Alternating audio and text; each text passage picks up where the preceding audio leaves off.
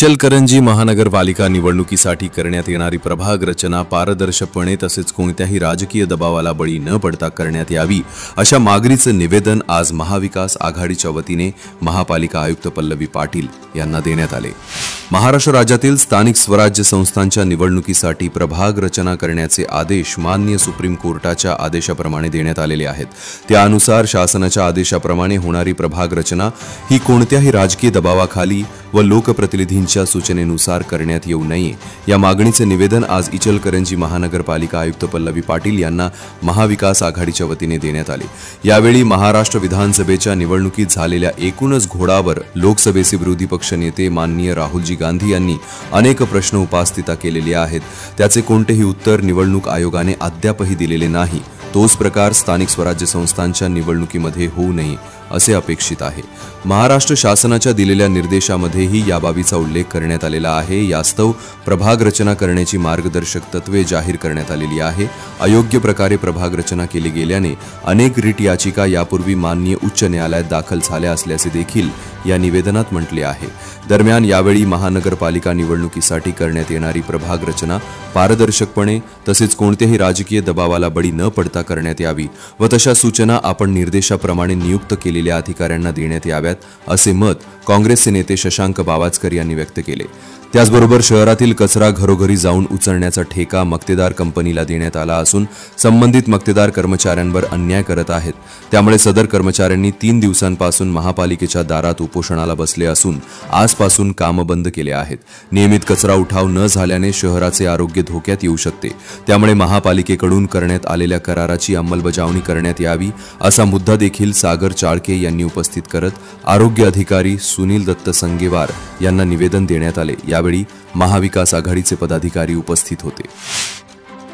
महाविकास आघाडी आणि त्याचबरोबर महाविकास आघाडीच्या बरोबर इचलकरंजी शहरामध्ये समविचारी पक्षाचे सर्व नेते मंडळींच्या वतीनं आज महापालिकेच्या प्रशासक तथा आयुक्त यांना इचलकरंजी शहरामध्ये निवडणुकीच्या संदर्भामध्ये जे प्रभाग रचनेचं काम ज्या काही 2-3 वर्षापासून सुप्रीम कोर्टात त्यानंतर हायकोर्ट त्यातलं पार पडून निवडणूक लागण्याच्या ज्या निवडणूक आयोगाच्या गाईडलाईन मिळालेल्या आहेत त्या निवडणूक आयोगाच्या गाईडलाईनप्रमाणे या इचलकरंजी शहराची प्रभाग रचना करण्यात यावी की जेणेकरून सत्ताधाऱ्यांच्या दबावाला बळी न पडता जे काही राज्य शासन आणि निवडणूक आयोग यांच्या वतीनं ज्या काही सूचना आणि मार्गदर्शन आलेल्या आहेत त्याप्रमाणे पारदर्शक आणि अत्यंत याद्या फोडत असताना सूक्ष्म पद्धतीनं त्याचं नियोजन करण्यात यावं यासाठी सर्वजण आम्ही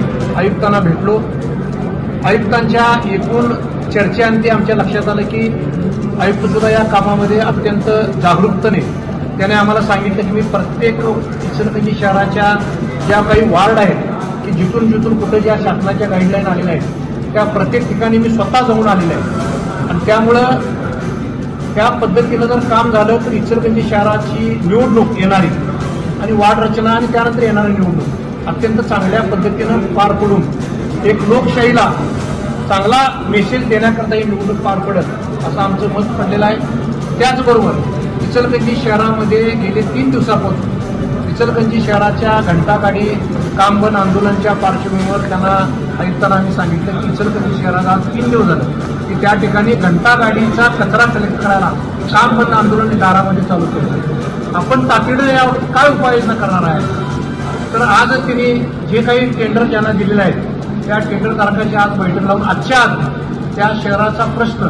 आरोग्याचा आम्ही मार्गी लावतो असं आम्हाला आश्वासन दिलं। कारण का की शहराचं आरोग्य कचरा कलेक्ट उचलायचं जर थांबलं तर शहराचं आरोग्य बिघडणार आहे आणि आज 3रा दिवस आहे। त्यामुळे आयुक्तांना सांगितलं की आजच्या कोणत्याही परिस्थितीमध्ये ते आंदोलन मिटलं पाहिजे असं त्यांना आम्ही महाविकास आघाडीचे सर्व घटक पक्षाच्या वतीनं त्यांना निवेदन देऊन आम्ही आज आलेलो आहे।